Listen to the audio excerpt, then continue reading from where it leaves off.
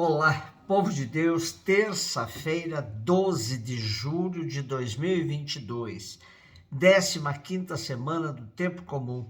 A nossa reflexão de hoje é a partir de Isaías 7, de 1 a 9 e de Mateus 11, 20, 24. No tempo de Acás, filho de Joatão, filho de Osias, rei de Judá, aconteceu que Razom, rei da Síria, e Faceia, filho de Romelias, que é rei de Israel, puseram-se em marcha para atacar Jerusalém, mas não conseguiram conquistá-la. Foi dada a notícia à casa de Davi, e os homens da Síria estão acampados em Efraim. Tremeu o coração do rei e de todo o povo, como as árvores da floresta diante do vento. Então disse o Senhor a Isaías: vai ao encontro de Acás com teu filho Sear-Jashub, isto é, um resto voltará, até a ponta do canal na piscina superior, na direção da estrada do campo dos pisadores. E dirás ao rei: procure estar calmo, não temas nem estremeça o teu coração por causa desses 2 pedaços de tição fumegantes, diante da ira furiosa de Razom e da Síria, e do filho de Romelias, por terem a Síria, Efraim, e o filho de Romelias conjurado contra ti, dizendo: vamos atacar Judá, enchê-lo de medo e conquistá-lo para nós, e nomear novo rei, o filho de Tabeel. Isto diz o Senhor Deus: este plano fracassará, nada disso se realizará. Que seja Damasco a capital da Síria e Razom o chefe de Damasco, dentro de 65 anos, deixará Efraim de ser povo.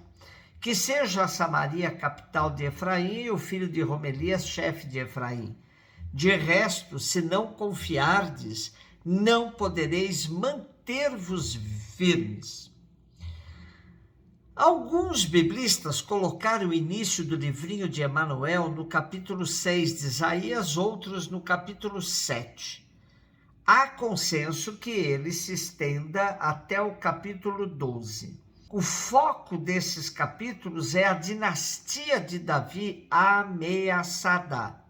De fato, vemos que a partir dos anos 735, 733 a.C., a independência política de Judá corria perigo, seja a partir da Assíria, seja a partir de Efraim, aliado da Síria. É com este pano de fundo que abre o capítulo 7 de Isaías, o chamado livrinho de Emanuel. Enquanto Acás prepara a defesa de Jerusalém e o seu abastecimento de água em caso de assédio, Isaías vai ao encontro dele com o seu filho, simbolicamente chamado um resto voltará. Não foi um encontro propriamente amistoso, dadas as posições opostas do rei e do profeta no que se referia à política de alianças. Enquanto o rei pretendia aliar-se à Assíria contra Efraim e Síria, o profeta opunha-se a essa ideia, insistindo na necessidade de confiar unicamente no Deus da aliança e das promessas.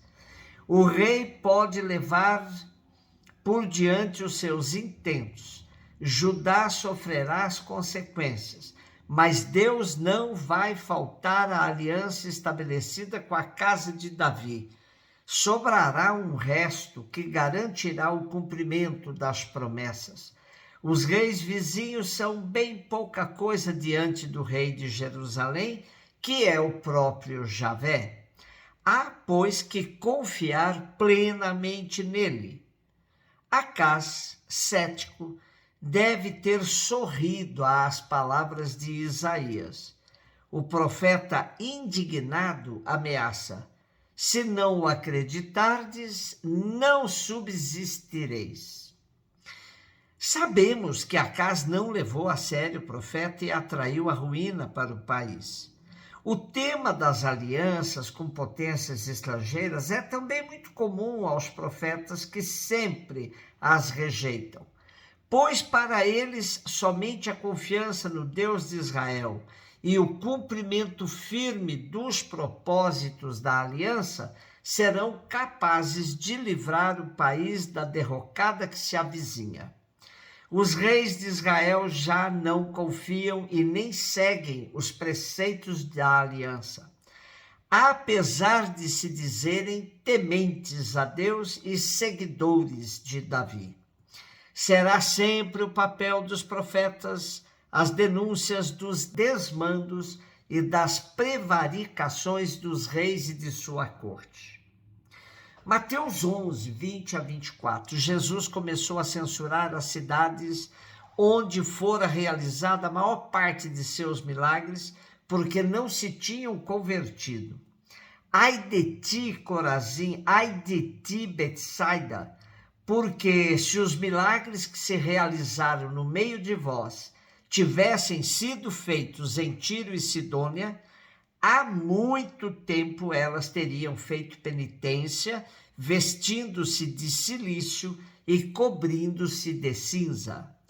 Pois bem, eu vos digo, no dia do julgamento, Tiro e Sidônia serão tratadas com menos dureza do que vós. E tu, Cafarnaum, acaso serás erguida até o céu? Não. Serás jogada no inferno, porque se os milagres que foram realizados no meio de ti tivessem sido feitos em Sodoma, ela existiria até hoje. Eu, porém, vos digo, no dia do juízo, Sodoma será tratada com menos dureza que vós.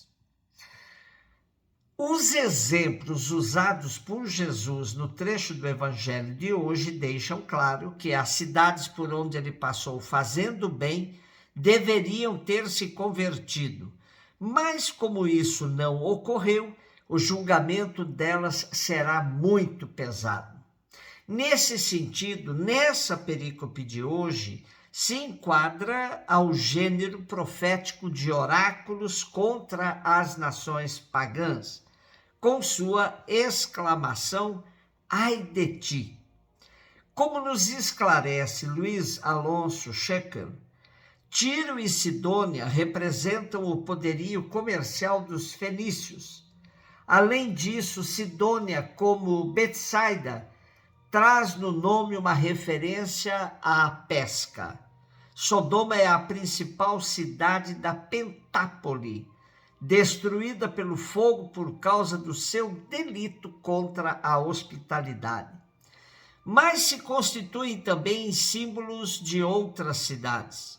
Assim, Corazim e Cafarnaum representam as cidades que recusaram a ocasião oferecida de arrepender-se, pois os milagres eram sinais que induziam ao arrependimento como preparação para acolher o anúncio do Evangelho.